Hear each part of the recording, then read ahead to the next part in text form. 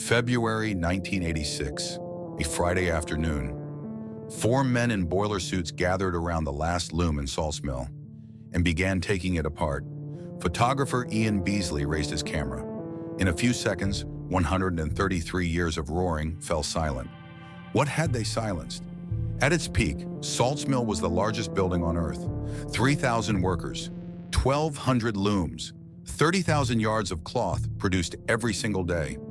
A man had built not just a factory here, but an entire world, and houses, schools, hospitals, a church, rising from the mud of industrial Yorkshire like something no one had dared imagine. Families were born here, grew old here, buried their dead here. Then one winter afternoon, four men with wrenches dismantled the last machine, and 133 years of sound drained from the building like breath leaving a body. No ceremony, no speech, only the scrape of metal on stone, and then nothing. How does an empire built on a dream collapse in a single generation? And what happens when the man who gave you everything also controls everything? Salt's Mill, the paradise with walls, Saltaire, West Yorkshire, 1853 to 1986. Bradford, 1840s. Stand in the center of the city on any morning and you cannot see the sky. Not because of cloud, because of smoke. Hundreds of mill chimneys pour black coal smoke across the rooftops from before dawn until long after dark. The river air runs not with water, but with dye. Purple, black, rust red, discharged directly from the factories lining its banks. In the back-to-back terraces packed behind the mill gates, 6 people share a single room. There is no running water. There is no sewage system. Children as young as 8 work 14-hour shifts in the spinning sheds. The average life expectancy of a Bradford textile worker is 28 years. Cholera returns every few seasons, moving quietly through the courts and alleyways, taking the weakest first. This is the world that made Titus Salt rich. By 1850, Salt was one of the wealthiest men in Yorkshire. He owned 5 mills scattered across Bradford, employed hundreds of workers, and had mastered something no other manufacturer in England had achieved: spinning the raw wool of South American alpacas into cloth of extraordinary quality. Silky, lightweight, with the luster of expensive fabric at a fraction of the price. European fashion houses ordered it. The Queen's dressmakers ordered it. Bradford wool merchants called him a genius. He was 47 years old and he had everything. What he chose to do next was not what anyone expected. A man of his wealth and standing in Victorian England had one obvious path forward: buy a country estate, step back from trade, and become a gentleman. It was what success looked like. It was what his peers did without question. Salt refused. Not out of modesty. He was not a modest man. He refused because he had looked too long at the conditions his workers lived in, and something in him could not let it go. He had seen the courts of Bradford where his employees went home each night. He had seen the children. He had breathed the air. In 1850, Salt made a decision that would consume the rest of his life. He would not simply build a bigger mill. He would build a new world entirely. A factory, yes, but also a village, a community, a place where his workers could live as human beings rather than units of production. He would move everything out of Bradford. He would start again from bare ground. He chose his site carefully, a wide stretch of land to the west of Shipley, sitting between 2 arteries of industrial England, the Leeds and Liverpool Canal to one side, the Midland Railway to the other. Raw materials could arrive by water or rail. Finished cloth could leave the same way. Nothing wasted, nothing delayed. He hired the Bradford architects Henry Lockwood and Richard Mawson to design the mill's exterior, a building in the grand Italian Renaissance style, stone-faced and symmetrical, something that looked less like a factory and more like a palace. When they presented their first drawings, Salt studied them for a long moment and said simply, "It is not half large enough." He sent them back to start again. He also brought in the engineer William Fairbairn, one of the most innovative industrial minds in Britain, to design the mill's interior. Fairbairn made one decision that would define the building. He placed every drive shaft, every boiler, every piece of dangerous moving machinery beneath the floor. For the first time in the history of English mill construction, The machines were arranged around the safety of the workers, not the other way around. In the winter of 1851, the first picks broke the frozen Yorkshire ground. There was no ceremony, no gathered crowd. Titus Salt stood at the edge of the field, looked out over the Bear River plain, and said nothing. He was building something no one had built before. Whether it would be what he imagined, that was another question entirely. The 20th of September, 1853, Titus Salt's 50th birthday. Bradford had never seen anything like it. 40,000 people, workers, merchants, civic dignitaries, journalists from London, gathered along the banks of the Aire to witness the opening of a building that had no equal on earth. Brass bands played. Flags flew from every window of the new village rising behind the mill. Salt himself sat at the head of a banquet table, laid for over 3,000 guests inside the mill's vast dining room, the longest table anyone present had ever seen beneath a single roof. The speeches went on for hours. The toasts were drunk in tea, Salt permitted nothing stronger, and nobody complained. Not that day. When the crowds finally walked through the mill gates and into the main weaving shed, many of them stopped and simply stood. The room was unlike anything that existed. 550 meters of floor space stretching before them, ceilings rising 9 meters overhead. Along both sides of the building, row upon row of tall arched windows flooded the interior with northern light. Clean even, shadowless. The walls were stone. The floor was smooth. The air, by the standards of every other mill in Bradford, was almost breathable. Salt had insisted on a ventilation system. He had insisted on the windows. He had told his architects that his workers would spend their lives in this building and it would not feel like a tomb. Beneath their feet, invisible, ran the true engine of the place. William Fairbairn's great innovation at Salt's mill was not the size of the building. It was what he chose to hide.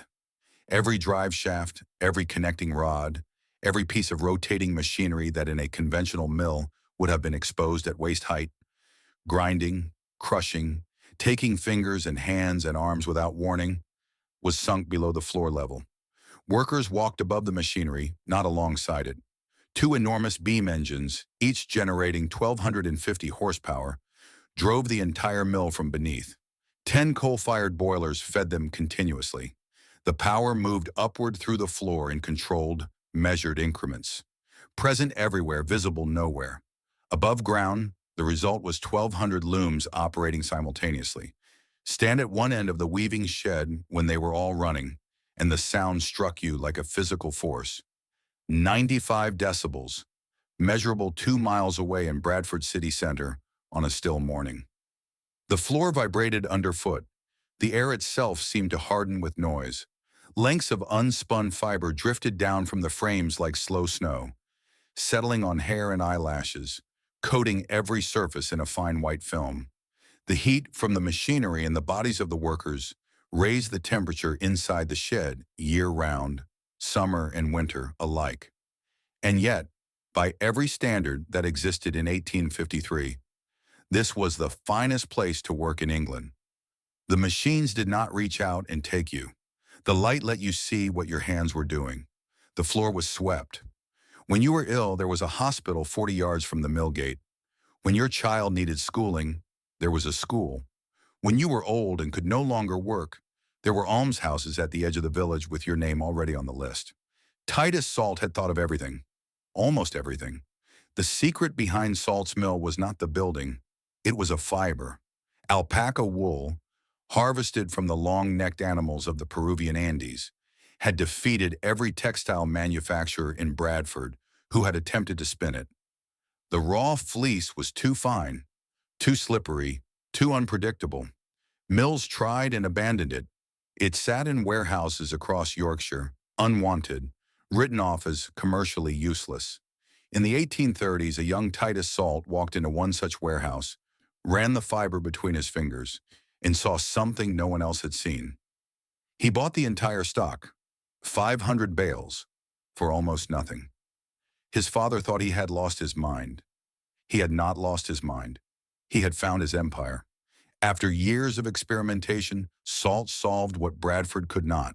By combining alpaca with a cotton warp thread, he produced a cloth of extraordinary character. Lightweight, with the surface sheen of expensive silk, warm without being heavy, and priced far below anything comparable on the market. The moment it appeared in the fashion houses of London and Paris, orders flooded in. Ladies' dresses, travel coats, evening wear for women who wanted the appearance of luxury without its cost. The cloth traveled to every corner of Europe. The royal household ordered it. Salt became the only man in England who could produce it at scale, and he kept that advantage for decades.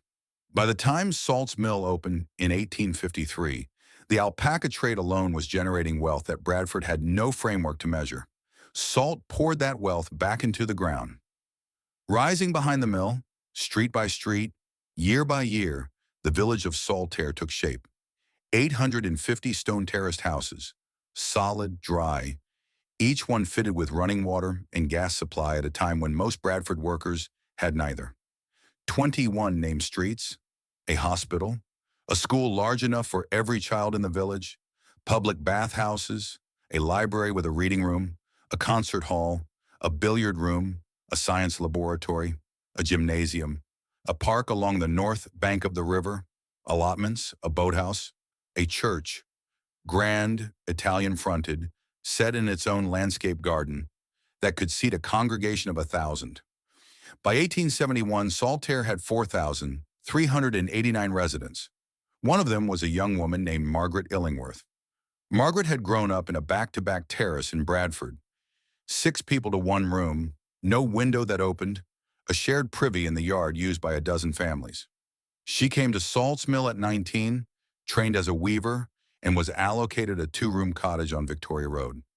The first morning she woke there, she lay still for a long moment before she understood what was different. It was quiet. Her room did not smell of other people. Through the window she could see a strip of sky. She wrote in her diary that year, "I feel for the first time that I am a person." But later, much later, she wrote something else. A single line, undated, near the back of the same notebook. "I could not leave even if I wished to. None of us can." She was not wrong, and Titus Salt knew it. There was no pub in Saltaire, not one. In a region where the public house was as fundamental to working-class life as the church, where men gathered after shifts to drink, argue, rest, and be human together, Saltaire had none. Salt had designed it that way from the beginning, and when people asked him why, he gave them the answer they expected: his faith, his congregationalist values, the evils of drink. It was a clean, righteous explanation, and most people accepted it without pressing further. The truth was more precise. Salt had calculated, with the same cold accuracy he applied to his looms and his ledgers, that a drunk worker made mistakes. A hungover worker was slow. A worker who spent his wages at a public house on Saturday night was a worker who came in depleted on Monday morning. The ban on alcohol in Saltaire was not an act of moral conviction. It was an act of industrial efficiency dressed in the language of religion. Salt even swept the floors of the mill canteen after every meal break and sold the collected breadcrumbs to local farmers as pig feed. Every possible source of waste was converted into profit. His workers' sobriety was simply one more resource to be managed. The list of prohibitions extended further than most residents cared to admit. Gambling was forbidden. Political gatherings were forbidden. Hanging laundry from the front of a house was forbidden. It spoiled the appearance of the streets. Informal football in the road was forbidden. Any activity not expressly permitted by the framework Salt had designed for his village simply did not happen. There were no written rules posted on walls. There did not need to be. Everyone understood. The architecture of control at Saltaire was not built from locks and bars. It was built from dependency. Consider the position of a salt mill worker in 1860. He rented his house from the mill. If he lost his job, he had 2 weeks before he also lost his home. He bought his food from the shop Salt had established in the village, conveniently located, competitively priced, and owned by the same man who signed his wage slip. He worshipped in the church Salt had built, where the minister preached sermons Salt had not written, but had certainly never discouraged. His children attended the school Salt had funded, where they learned the values Salt considered appropriate for the children of his workforce. One man controlled the work, the home, the food, the faith, and the education of an entire community. And the wages, always, were set just precisely enough. Enough to live well by Bradford's standards, not enough to save the sum required to rent a house elsewhere, learn a different trade, or imagine a life outside the mill's long shadow. Salt's critics, and there were critics, though they spoke carefully, pointed to this with particular bitterness. He had not trapped his workers with chains. He had trapped them with comfort. He had made leaving feel not just difficult, but ungrateful. Saltaire was, by every measurable standard, the finest place for a textile worker to live in Victorian England. It was also a place from which almost no one ever left. To understand Saltaire honestly, you must stand in both places at once. Step outside the village gates and walk 3 miles east into Bradford city center, the Bradford that existed at the same moment, in the same county, under the same gray sky. What you find there reframes everything. Courts of back-to-back housing so dense that sunlight never reaches the ground floor. Open sewers running alongside sleeping children. Infant mortality rates among the highest in England. Tuberculosis moving through the lodging houses so efficiently that landlords stopped asking new tenants their names. The average life expectancy in the worst Bradford parishes in the 1860s was not 28 years. It was 18. 18 years. Less than the age Margaret Illingworth had been when she first walked through the gates of Salt's mill and felt for the first time like a person. Against that reality, Saltaire was not a gilded cage. It was salvation. Salt's workers had dry houses. Their children did not die of cholera at 3 years old. They could read. The library was free and open 6 days a week. They could hear music. The concert hall held regular performances. They aged into almshouses rather than workhouses. These were not small things. These were the difference between a life and a slow death. And the people who lived in Saltaire understood the distinction with absolute clarity because most of them had come from the alternative. And yet, the question that Saltaire could never fully answer, the question that Margaret Illingworth wrote in the back of her notebook, that Salt's critics raised in pamphlets, that historians have turned over for 150 years, is not whether Saltaire was better than Bradford. It plainly was. The question is what it cost, not in rent or wages, in something harder to measure. When a single man controls where you live, what you eat, where your children learn, and where you pray, and when leaving means losing all of it simultaneously, the word for your situation is not gratitude. The word is dependence. And dependence, however kindly administered, is not freedom. Titus Salt was not a cruel man. By the standards of his age, he was remarkable, genuinely concerned with the physical well-being of his workforce in ways that most of his contemporaries found eccentric, even suspicious. He visited the sick. He funded the almshouses from his own pocket. He walked the streets of Saltaire in the evenings and knew his workers by name. But he never once asked them what they wanted. It did not occur to him to ask. He already knew what they needed, and he had built it for them. And the assumption buried inside that generosity that he knew better, that his judgment was sufficient, that their role was to receive rather than to choose, was the assumption that Saltaire could never escape, no matter how wide its windows or how well swept its floors. Titus Salt built a cage made of good intentions, and when he died, the cage remained. But the man who had made it bearable, the man whose presence had given it meaning and whose authority had given it order, was gone. What happened next would take only 16 years. The 29th of December, 1876. Titus Salt died at Crownest, his private residence outside Bradford, at the age of 73. Bradford stopped. 100,000 people lined the streets for the funeral procession, a number that exceeded the entire workforce of every mill in the city combined. They stood in the January cold without being asked, without organization, without instruction. Shops closed. Mills fell silent for the day, the only time in the history of Salt's mill that the looms stopped voluntarily for a reason other than machinery failure or strike action. The procession moved slowly through streets hung with black cloth, past the faces of men and women who had spent their working lives inside the building Salt had raised from bare ground. He was interred in the mausoleum he had built for himself, directly beside the Congregational Church facing the mill. Even in death, he was positioned to watch over it. What he could not watch over was what came next. His son, Titus Salt Jr., assumed control of the company. He was not his father. Few men could have been, but the distance between them was particular and damaging. Where the elder Salt had possessed an instinct for both innovation and caution, an ability to take large risks at precisely the right moment and consolidate carefully afterward, Titus Jr. moved in the opposite direction.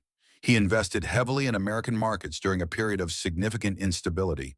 He deferred decisions about modernizing the mill's aging machinery, equipment that in some sections dated back to the building's opening in 1853. His brothers George and Edward, both holding positions within the company, provided neither the talent to compensate for his weaknesses nor the will to challenge his direction. The machinery grew older. The market shifted. The Bradford textile trade, which had seemed as permanent as the stone hills surrounding it, began to reveal the first thin fractures of a structure under pressure. By 1887, Titus Salt Jr. was dead, the strain of managing a declining business having consumed him before his time.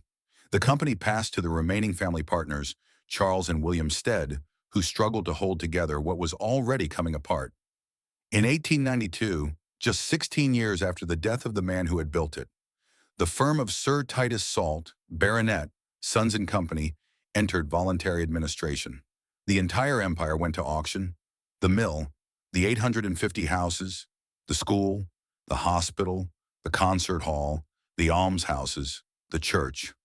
Everything Titus Salt had spent the second half of his life constructing, sold in a single transaction to a consortium of 4 Bradford businessmen who had played no part in building any of it. The Salt family name remained above the mill gate. The Salt family was gone. Workers who had known the old man, who had watched him walk the streets of Saltaire in the evenings, nodding to them by name, stood at their looms the morning after the sale was announced and understood something that no one said aloud. The world Salt had built for them had just become someone else's asset. Of the 4 men who purchased Salt's mill in 1892, only one left a mark on it worth remembering. James Roberts had started working in wool mills at the age of 11. Not as a manager's son learning the trade from a distance, as a child laborer, on the floor among the machines.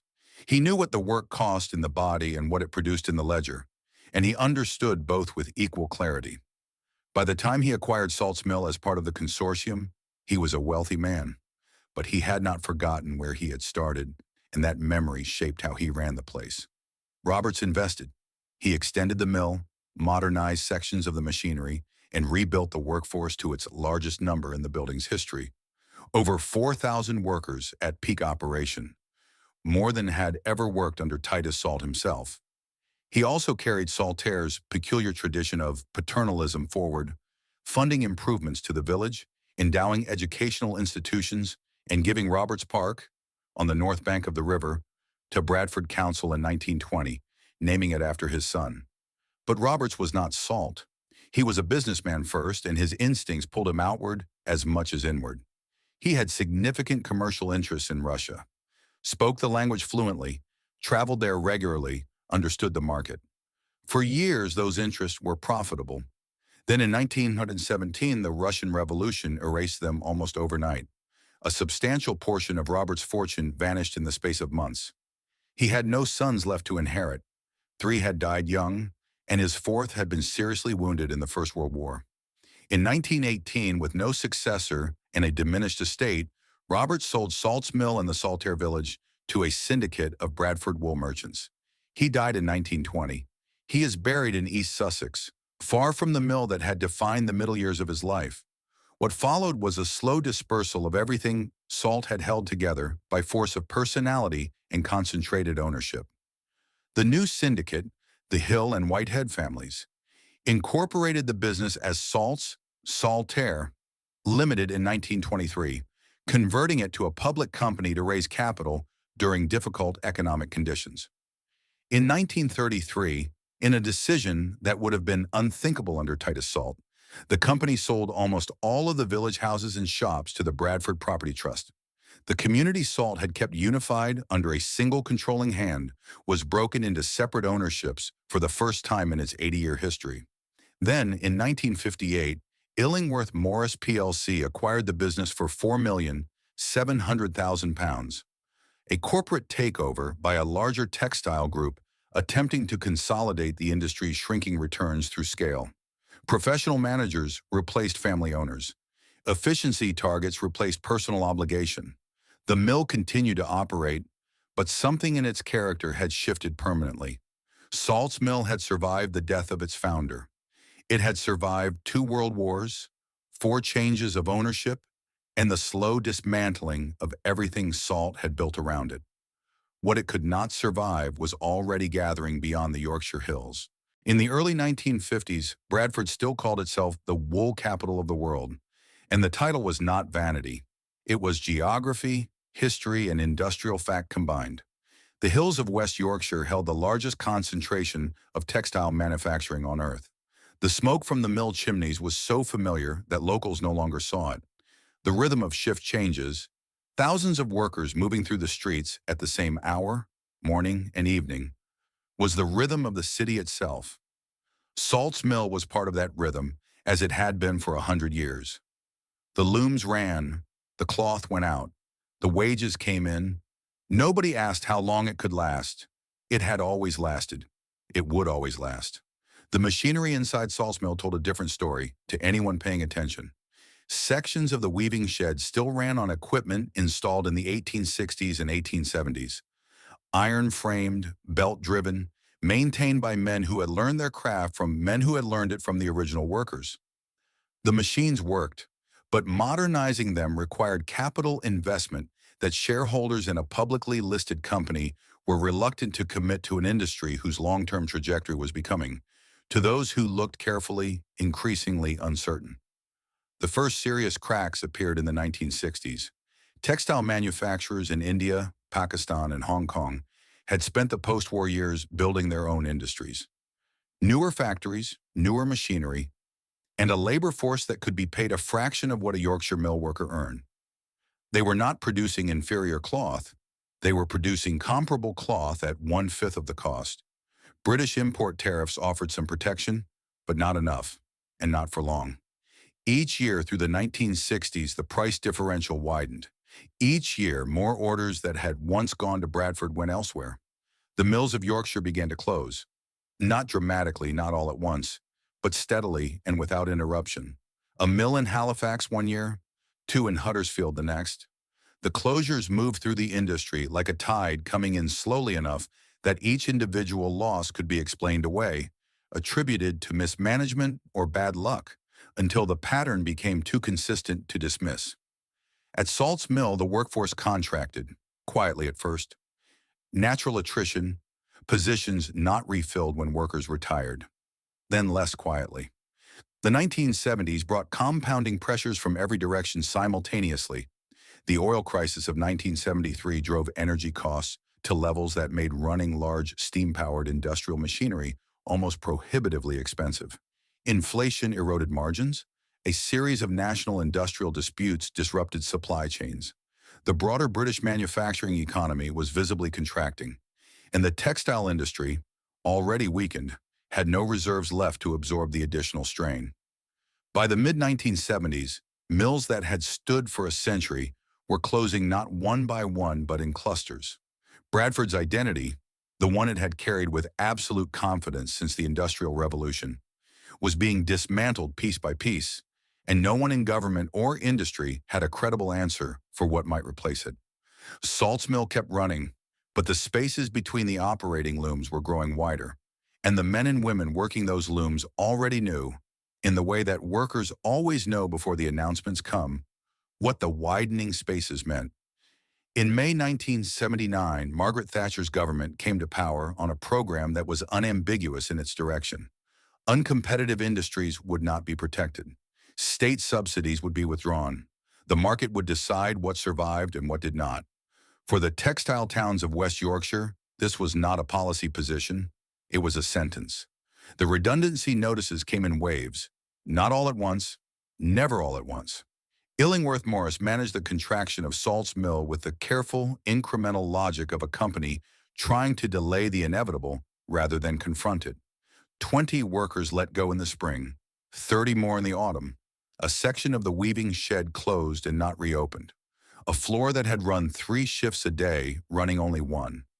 Each individual announcement was presented as a necessary adjustment, a response to market conditions, a temporary measure.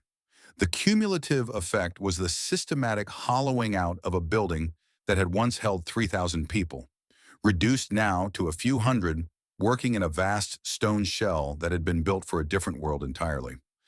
Arthur Pickles had come to Salt's Mill in 1951 at the age of 15. He had learned to operate a loom from a man who had learned from a man who had been there when the building opened. 35 years of the same motion, the same sounds, the same particular smell of hot oil and wool dust that settled into your clothes and your hair, and eventually, you suspected, into something deeper than that. He knew the building the way you know a place you have never chosen to leave. Not its history, not its architecture, but its specific weight in the morning when you arrive. The way the light changed through the north-facing windows across the seasons. Which floorboards had the slight give in them, which looms ran slightly warm. In 1984, he watched the first of his immediate colleagues receive their notice. Then more. The gaps in the weaving shed widened around him. He was not on the list, not yet, but he understood arithmetic. Each round of redundancies left fewer people. The rounds were not stopping. He was 50 years old. He had never worked anywhere else. He did not know, in any practical sense, how to begin. He said nothing about this to anyone. There was nothing useful to say. In 1985, a Bradford-born photographer named Ian Beasley was commissioned by the director of what was then the National Museum of Film, Photography and Television to document the final working days of West Yorkshire's textile industry. Salt's Mill was the natural place to begin. Beasley spent months inside the building. He photographed the machinery, the workers, the vast empty sections of floor where looms had stood until recently. He photographed Arthur Pickles and men like him, faces that carried the particular expression of people watching something end that they had always assumed was permanent. He said afterward, "There was a sense that you were capturing a moment in history. The great spaces that had been filled with workers were suddenly empty, and the silence in them was like the silence in a church." He was still taking photographs when, in February 1986, the last loom stopped. He was ready for it. He had been watching it coming for a year. February 1986, a Friday. The temperature in Saltaire overnight had dropped below freezing. At 5 o'clock in the morning, the village was dark. The stone terraces that Titus Salt had raised from bare ground 130 years earlier stood silent along their named streets: Ada Street, Fanny Street, Herbert Street, Titus Street. The names of his children pressed into the geography of a place he had built to last forever. Ice had formed in the gutters.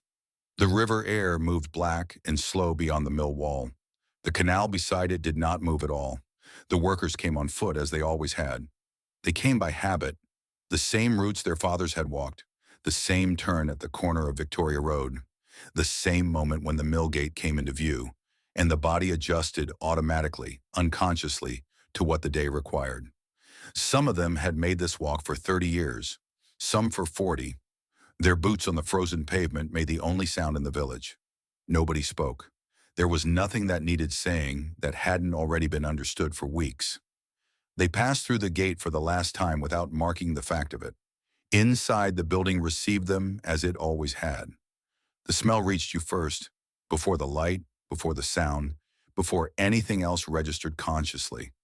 Wool dust and machine oil, and the particular warmth generated by metal that has been running continuously for decades. A smell so deeply absorbed into the stone walls and the wooden floor joists that it existed independently of the machinery that produced it, as if the building itself had been permanently altered by a century of industry. Workers who had been away, on holiday, on sick leave, always remarked on it when they returned. You stopped noticing it after the first hour. This morning, nobody stopped noticing it. The looms started at 6. There were not many left running now. The weaving shed, 550 meters of floor space designed to hold 1,200 machines operating simultaneously, held a fraction of that number. The sound they made was changed by the space around them. In the years of full production, the noise had been total, a physical pressure that filled the building from floor to ceiling and left no room for anything else. Now the working looms produced a sound that echoed. You could hear individual machines within the collective, could pick out the rhythm of a specific loom across the room, in a way that had never been possible before. The emptiness amplified everything it contained. Arthur Pickles took his position at his loom and began. His hands knew the work without instruction. 35 years of the same motion had made it something below conscious thought. The check of the tension, the threading, the particular adjustment this specific machine required on cold mornings when the metal had contracted slightly overnight. He had learned that quirk in his first winter here. He had been 15 years old. He was 50 now, and the machine still needed the same adjustment on cold mornings, and his hands still made it without being asked. Around him, others worked in the same concentrated silence. By mid-morning, the first looms had completed their final runs. There was no ceremony attached to stopping them. The cloth simply ran out, the machine reached the end of its last programmed sequence, and fell quiet. Each silence was small and local, absorbed for a moment by the noise of the machine still running. Then another stopped. Then another. At noon, someone brought food to the canteen. The long tables where thousands of workers had eaten for over a century were mostly empty now. People sat apart, or in small groups of 2 and 3, and ate without appetite. On the table in the corner, someone had left a bottle of whiskey. Nobody moved to take it away. At 2 o'clock in the afternoon, 4 men in boiler suits gathered around the last working loom in Salt's mill. Ian Beasley positioned himself in the corner of the weaving shed, camera raised. He had been here for months, photographing the slow withdrawal of everything that had made this building what it was. He had photographed empty floors and departing workers and machinery being disconnected and removed. He had thought he was prepared for this moment. He discovered, standing there in the thin February light, that he was not. The 4 men began to dismantle the loom. Arthur Pickles was one of them. His hands, the same hands that had made the same adjustments to the same machine on cold mornings for 35 years, now worked in reverse, unbolting what had been bolted, separating what had been joined. The loom did not resist. It came apart with the patient, indifferent ease of a thing that does not know it is dying. Each component was lifted clear and set aside on the stone floor with a care that was, under the circumstances, quietly heartbreaking. As if precision still mattered, as if the machine might be needed again, as if this were maintenance rather than an ending. Nobody spoke while they worked. Beasley pressed the shutter. The sound of his camera was the loudest thing in the room. By 3 o'clock, the loom was down. The 4 men straightened and stood for a moment looking at the components laid out on the floor. The frame, the shuttle, the heddles, and the reed. 35 years of Arthur Pickles' working life reduced to a collection of metal parts on cold stone. Then one of the men reached to the wall panel beside where the loom had stood and turned off the power connection. The last electrical circuit in the weaving shed went dark, and Salt's mill fell silent. Not gradually, not the way the silence had been building through the morning as one loom after another stopped. This was immediate and absolute, the way silence is when the last remaining sound ceases rather than fades. One moment there was the hum of the electrical system, the faint vibration of the building that had been present for so long it had become indistinguishable from the building itself. Then there was nothing. 133 years of sound left the room in an instant. The February light came through the tall, north-facing windows and fell across the stone floor at a low winter angle, illuminating the wool dust still suspended in the air. Fine particles of fiber that had been airborne in this room since before any living person could remember. Drifting now in the sudden stillness like snow that had forgotten how to fall. Nobody moved. Nobody spoke. There was a sense, irrational, undeniable, that to make a sound in that moment would be a kind of violation. Arthur Pickles put his hand flat against the wall of the building. He held it there for a moment, then he took it away. They walked out through the mill gate in the early dark of a February evening. The same gate, the same street, and the same turn at the corner of Victoria Road that their bodies knew without thinking. But the walk home was different. The thing that had given the walk its meaning in both directions, the pull of the building at one end, the pull of home at the other, the working life stretched between them, was present in only one direction now. Behind them, the mill gate closed.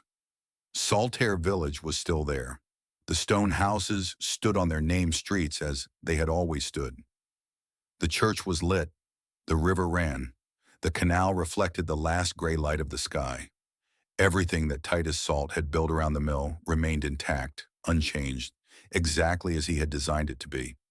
But the mill itself, for the first time in 133 years, showed no light. Every window dark. The great stone facade rising against the evening sky without a single lamp burning behind it. A building the size of a palace, perfectly preserved, absolutely silent, and as empty as a sentence with nothing left to say. The whiskey bottle on the canteen table stood untouched. Nobody had gone back for it. For 1 year, Salt's mill stood empty. The windows that Titus Salt had specified, hundreds of them, tall and arched, designed to flood the interior with clean northern light, now let that light fall on nothing. Pigeons moved into the upper floors of the weaving shed, nesting in the iron framework above the vacant floor where 1,200 looms had once run. Rain found its way through sections of the roof that had gone unattended during the final contracted years of operation. Bradford City Council received proposals for the building's future and found none of them satisfactory. It was too large to repurpose cheaply, too historically significant to demolish without controversy, and too expensive to maintain without a viable use. The question of what Salt's mill would become sat unanswered through 1986 and into 1987, while the building continued its patient, indifferent existence beside the river. Then Jonathan Silver arrived. Silver was 34 years old, a Bradford-born entrepreneur who had made his money in fashion retail. He had built and sold a successful clothing business and was, by the mid-1980s, looking for something to do with both his capital and his energy. He had no background in industrial property. He had no experience managing a building of this scale. He had no plan for what Salt's mill might become. What he had, driving past the building one afternoon in 1987, was a response to it that he described afterward in the simplest possible terms. He thought it was beautiful. His advisors thought he was mistaken. The building had no functioning heating system across most of its floor area. Its electrical infrastructure was partial and outdated. It had no anchor tenant, no established footfall, no obvious commercial identity. The textile industry that had sustained it for 130 years was gone and was not coming back. Several people who knew Silver well told him directly that purchasing Salt's mill was an act of sentiment dressed up as a business decision, and that sentiment of this kind was expensive. He bought it anyway. The first call he made after the purchase was to California. David Hockney had grown up in Bradford, had attended Bradford Grammar School, had walked past Salt's mill as a boy without imagining he would one day hang his work inside it. By 1987, he was among the most celebrated artists in the world, living in Los Angeles, his paintings selling for sums that bore no relationship to the Bradford of his childhood. He and Silver had known each other since boyhood. The friendship had survived distance and divergent lives and the vast difference in their public profiles. And when Silver called him in California and said, with the directness that characterized everything he did, "I've just bought a mill in Saltaire. Do you want to show some work?" Hockney flew back to Yorkshire to look at it. He walked into the main weaving shed and stood in the center of the floor. The space was 550 meters of open floor beneath 9-meter ceilings, lit from the north through the full-length windows Salt had insisted upon 130 years earlier, precisely because he wanted his workers to see clearly. The light was even, consistent, and extraordinarily clean. The quality of light that gallery designers spend significant money and effort attempting to replicate artificially. Hockney looked at it for a long time. "It is the finest gallery space I have ever seen," he said. The 1853 gallery opened in 1993, the name taken from the year the building had first opened. The year Titus Salt had sat at the head of a table laid for 3,000 guests and watched his world begin. Now in the rooms where the alpaca cloth had been woven and finished and folded for export, Hockney's paintings hung on whitewashed walls, the swimming pools of California, the hills of the Yorkshire Dales rendered in colors that had no precedent in the gray palette of the industrial North, photo montages that fractured and reassembled space and time, works of a scale that required exactly the kind of room that Salt's Mill provided. Vast, light-filled, unhurried. People came, first from Bradford and the surrounding towns, many of them former mill workers or the children and grandchildren of mill workers, standing in a space they recognized from family stories and finding it transformed beyond any expectation. Then from further. The gallery's reputation spread through the art world with a speed that surprised everyone except Silver, who had known from the beginning what the light in that room was capable of. Around the gallery, the rest of the building came back to life. Shops opened, restaurants took the spaces that had been storerooms and packing floors. Technology companies, among them Pace plc, a manufacturer of satellite television equipment, established offices in the mill's upper floors, bringing a new kind of manufacturing to a building that had always been defined by making things. Jonathan Silver did not live to see it fully realized. In 1997, he was diagnosed with cancer of the pancreas. He was 51 years old. He died the same year before Saltaire received the recognition that his vision had made possible. 4 years later, in December 2001, UNESCO inscribed Saltaire as a World Heritage Site, one of the outstanding examples of industrial urban planning on Earth, preserved almost entirely intact, functioning still as a living community rather than a museum. Silver's daughter Zoe took over the stewardship of Salt's Mill. She said of her father some years after his death, "He looked at a building everyone else saw as a problem and saw a gallery." That was who he was. Titus Salt had built Salt's Mill to last. He had been right about that, at least. He could not have imagined what it would become. In December 2001, the United Nations Educational, Scientific and Cultural Organization inscribed Saltaire on the World Heritage List. The citation described it as an outstanding example of mid-19th century philanthropic industrial urban planning, a place that had influenced the development of model communities across the world, that demonstrated an exceptional interchange of human values that remained almost entirely intact after 150 years. The village Salt had built street by street, house by house, from bare ground beside a Yorkshire river, was now formally recognized as one of the most significant industrial sites on Earth. Bradford received the news quietly. The city had seen too much leave in the preceding decades to celebrate easily. But in Saltaire itself, in the streets named for Salt's children, along the canal towpath, inside the mill where Jonathan Silver's gallery had been running for 8 years, there was something that took a moment to identify. Not triumph, not vindication, something closer to relief. The place had been seen. After everything, it had been seen.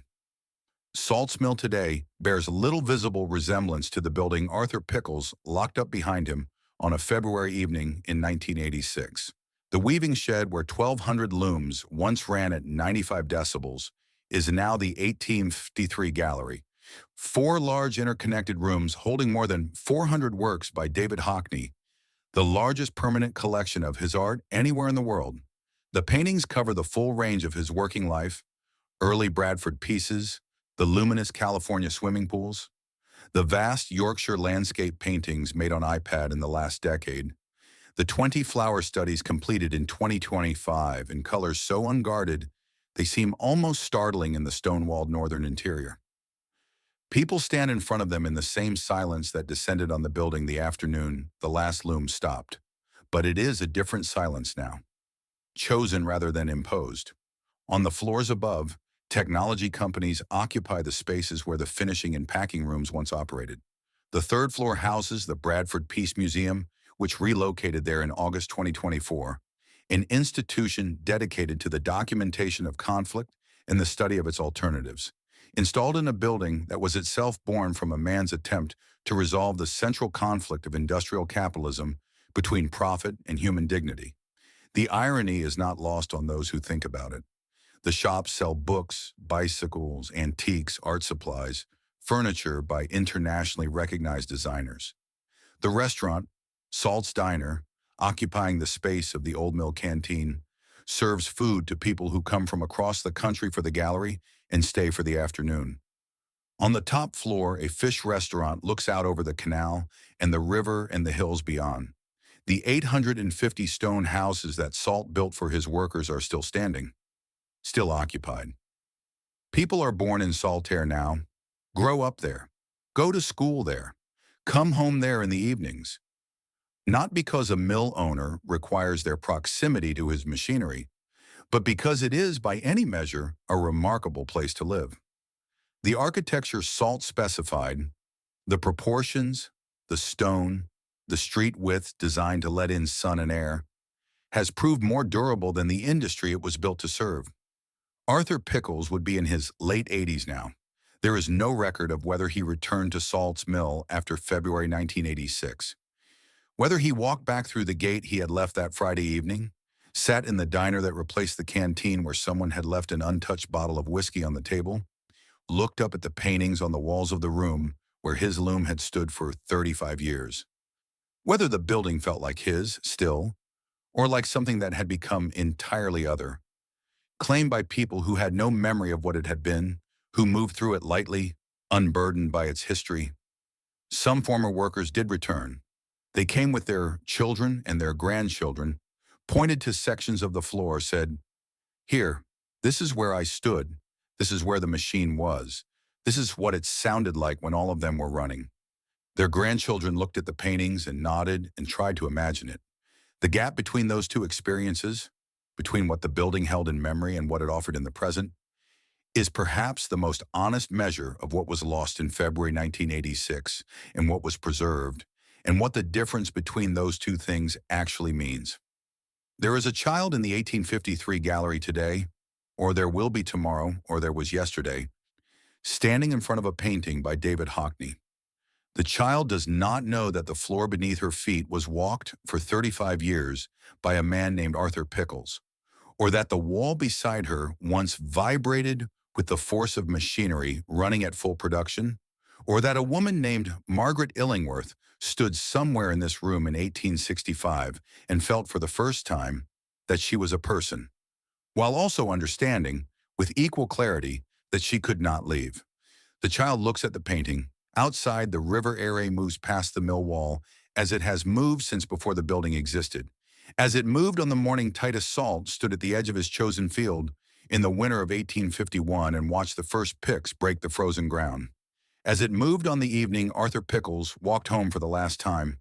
As it moves now, and will move long after the last person who remembers the looms is gone, Salt's mill stands beside it, still the largest building for miles in any direction, still made of the same Yorkshire stone, still facing the same northern light through the same tall windows. It does not answer the questions it raises. It simply stands there and waits and lets each person who walks through its gate decide for themselves what a paradise is worth and what it costs.